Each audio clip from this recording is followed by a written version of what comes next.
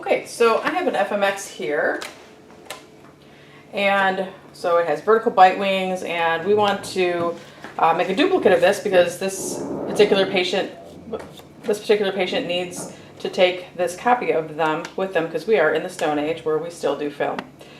So this is prior to digital, and this is the way we duplicate a full mouth series of films.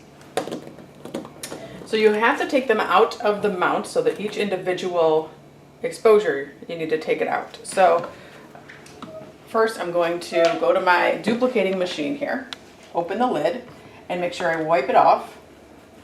Just like little pieces of dust and stuff from that. So you're going to clean that off, and then there's a backlight you're going to turn on. So we can set this part up in the light. So you want to make sure you arrange this just as it looks on the mount, but if you put the mount on here, all of that will show up and it won't be a very clear duplicate. So you'll have to take each one out and arrange it in the same order just as it comes out of the mount, straight on like that.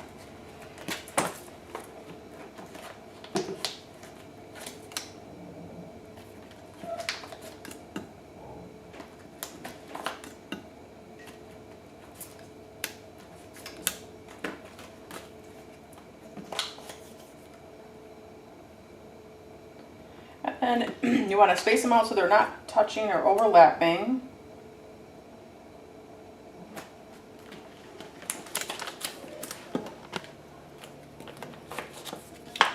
And not spaced out too far, because we have to get our duplicating film to fit on top of it without any of it hanging off the edge.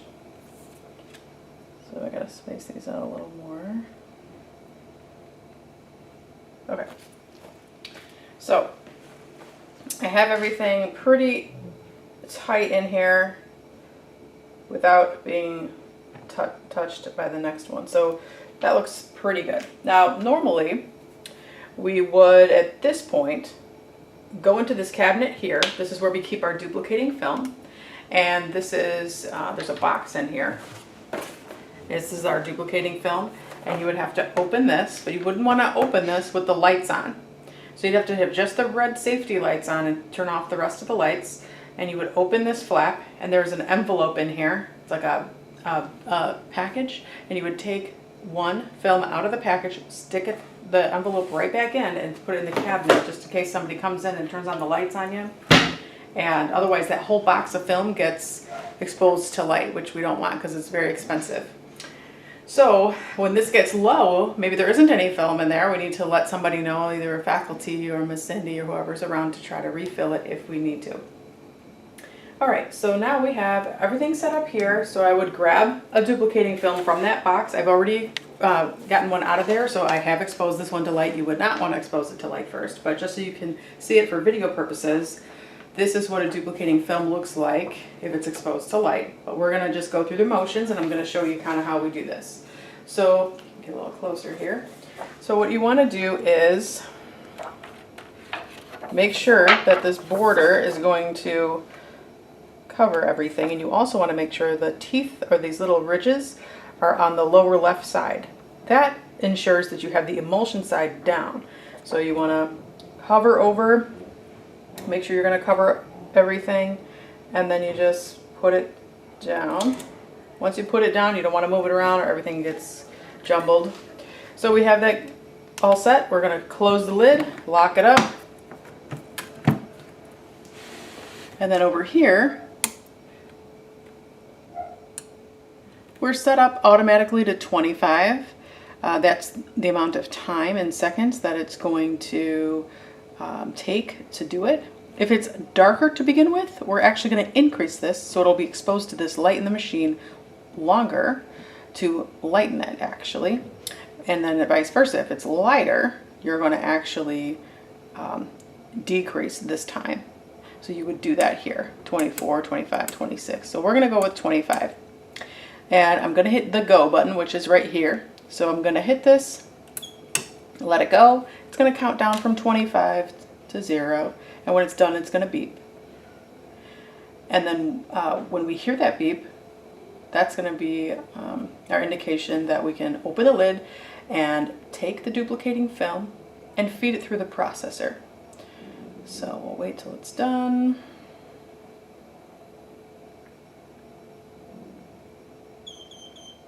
All right, there was our triple beep. It's all done. So I'm going to open this, and I would carefully try to grab the end and take it over here to the processor. Now I've turned the processor off because it's too loud for our video purposes, but I would just insert it like this in our processor, and it would go through the rollers and everything inside, and it would come out right here, and we would get something that looks kind of like this. This is actually a pan, but it would be the FMX that we just did. So it would kind of show up like that. All right, so I'm going to show you how to duplicate a panoramic X-ray film. So this is what the original is. So here we have the original panoramic, and I'm going to make a copy or a duplicate of it. So first I'm going to take this panoramic and set it down on the duplicator and make sure that it's not, you know, way up here, way down here. It's got to be centered in the frame. All right, and I would then turn the lights off in here. We could turn the red lights on, but not the white lights. And I'd go into this cabinet and grab the duplicating film out of this box and make sure I only take one out of here. There's a bag inside of here, and so I only want to take one duplicating film, and then I want to feel the edges, and I'm looking for this only edge right here that looks like this, and this always goes in the lower left to confirm that we have the emulsion side down, so it comes out well. So I would take this and I would put it right on top of the area of interest. So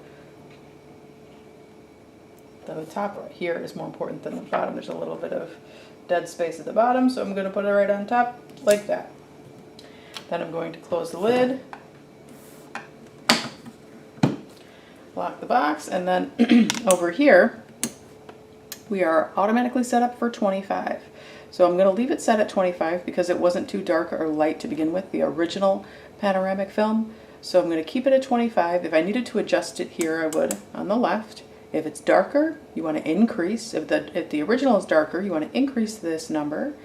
And then if the original is lighter, you want to actually decrease this number. So I'm ready to go. I'm going to hit this button. This is the go button. Press and let go. It's going to count down from 25.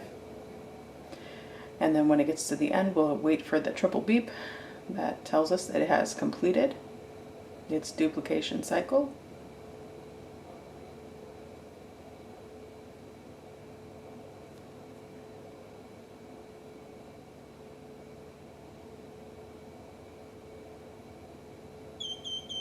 All right, now I can open the lid. And I will take just the duplicating film off of here, and then I will place it into the processor just like this. I've turned the processor off for now because it's too loud for our video purposes, but I would just insert it like this and it would come out, and it would look very similar to our original if we did it correctly. So it would just be a copy of this. So we would keep one for the chart possibly, and then give the patient the copy. We would always keep the original and we'd give the patient the duplicate copy. We'd also have to label on here the patient's name, the date. We want to know the date that it was taken, that pan was taken, the date it was duplicated, and who did it. So you want to always include that data on your duplications. Thank you.